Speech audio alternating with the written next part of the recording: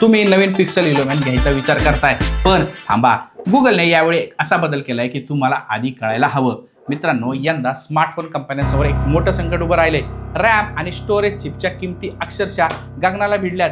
Morgan स्टॅनलीच्या डेटानुसार 1 GB रॅमची 2025 मध्ये किंमत होती फक्त $2.80 होती. आता 2026 मध्ये तब्बल $12 वर पोहोचली, म्हणजे जवळपास 6 पट वाढ झाली.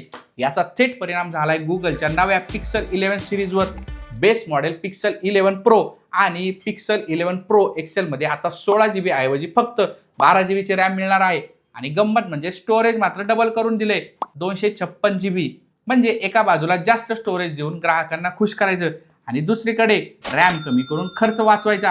किमती वाढल्यात जवळपास प्रत्येक मॉडेलवर $100. गुगलचं म्हणणं आहे की हा निर्णय सप्लाय चेन मधल्या रॅम स्टोरेजमुळे घ्यावा लागतोय. चिप ऑप्टिमायझेशन तेही कमतरता भरून काढतील असा त्यांचा दावा आहे. पण खरी गोष्ट अशी आहे की AI आणि डेटा सेंटरसाठी इतक्या मोठ्या प्रमाणात रॅम लागते की त्याचा फटका आपल्या खिशातल्या फोनलाही बसतोय. तुम्हाला काय वाटतं?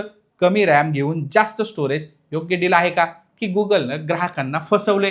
कमेंटमध्ये सांगा. आणि असेच व्हिडिओ आवडला तर लाईक आणि सबस्क्राईब करायला विसरू नका.